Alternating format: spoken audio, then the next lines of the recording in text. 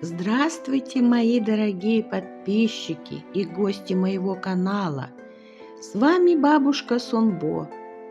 Сегодня вы услышите сказку про 3 драконов, которые прошли испытания в обличии простых людей. Это скорее легенда, чем сказка. Вы присаживаетесь, а я начинаю.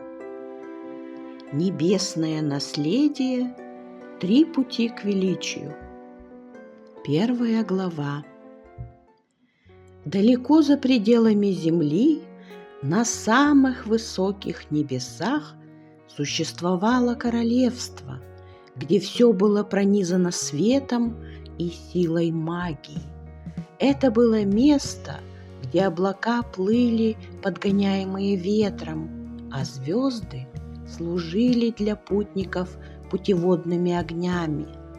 В этом небесном королевстве правил могучий дракон, чьи чешуи сверкали, как золотые лучи рассвета. Его звали Дракон Небес, и он был царем всех сил, что правили небом и землей.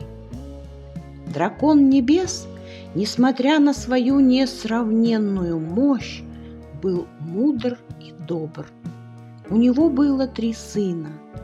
Старший из сыновей, дракон огня, владел пламенью, которое могло согреть или уничтожить в зависимости от его воли. Средний сын, дракон земли, был связан с матерью землей, и его сила могла заставить горы двигаться и леса расти. А младший сын, дракон подземного мира, носил в себе силу тьмы и магии глубин. Его дыхание могло пробудить тайные силы земли. Так жили они под защитой своего отца, в королевстве, где небесный свет никогда не угасает, и каждый из сыновей готовился к своему великому предназначению. Однако, несмотря на свое божественное происхождение и величие, каждый из сыновей Дракона Небес должен был пройти через тяготы, которые научат их истинной силе. Отец, видя, как его сыновья стремятся к величию, но не понимают сложности мира, отправил их на землю, жить среди людей, чтобы они могли научиться понимать их радости и страдания.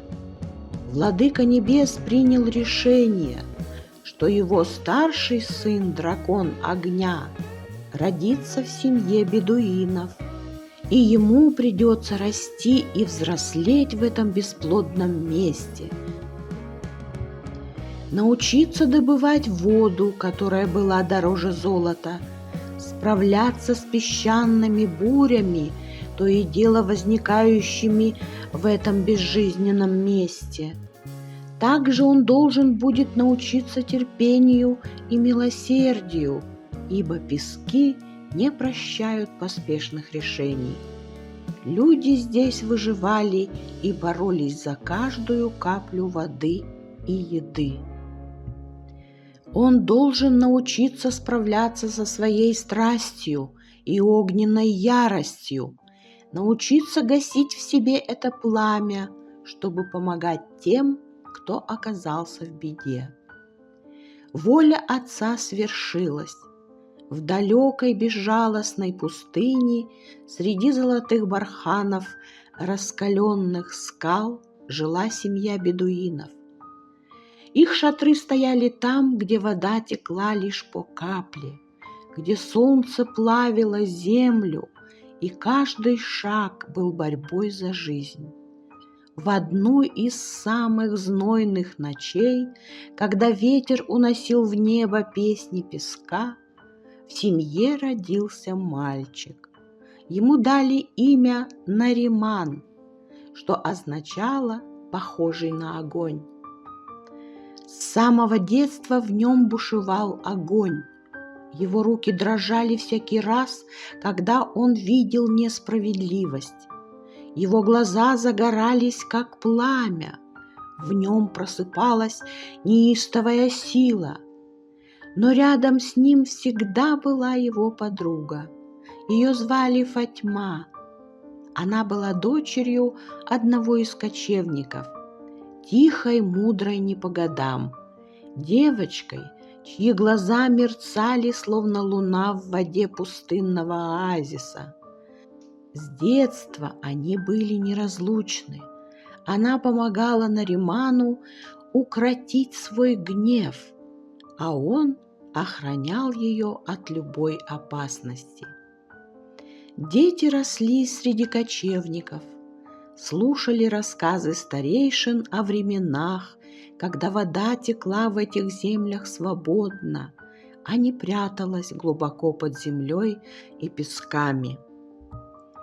И вот однажды пришла беда. Высох единственный источник с водой. Самые выносливые верблюды падали от жажды. Люди теряли надежду, и страх поселился в их сердцах, ведь без воды все могут погибнуть. Но Нариман не мог просто ждать смерти. Ночью, когда все спали, он ушел в пустыню. Он следил за знаками, искал растения, что могли тянуть корнями влагу из глубин под песком. Он наблюдал за скорпионами, что выбирали себе укрытие. А еще он наблюдал за пустынной ящерицей, которая бежала впереди него и в какой-то момент спряталась в песок. Нариман вспомнил слова старого мудреца. Тот однажды сказал: «Где днем солнце жжет сильнее всего, там глубоко под землей спит вода». Нариман искал такое место. Он шел до рассвета, и вдруг его шаги стали мягче. Песок под ногами изменился, стал прохладнее. Сердце мальчика заколотилось. Он чувствовал, что здесь что-то есть. Он встал на колени и начал копать руками. В его голове промчались мысли. Почему так несправедлива с ним судьба? Почему воды на всех не хватает? В этот момент его глаза загорелись, и откуда-то появилась неуправляемая сила. Он в одно мгновение раскопал огромную яму. Песок на дне этой ямы был влажным. Его руки почувствовали твердую почву. Это была не земля, а огромный валун. Нариман вырвал его из земли, и через мгновение наружу вырвался огромный фонтан воды. Нариман, отбросив в сторону валун, упал навзничь. Вода наполнила огромную яму за несколько часов. Когда мальчик очнулся, то почувствовал прохладу, открыл глаза и увидел, что яма заполнена доверху водой, а рядом с ним лежит огромный камень. Нариман встал на колени, сложил свои ладони лодочкой и утолил жажду живительной влагой. Он наполнил свой пустой бурдюк водой и отправился обратно. Бедуины всегда носили с собой бурдюки на случай, если найдут воду.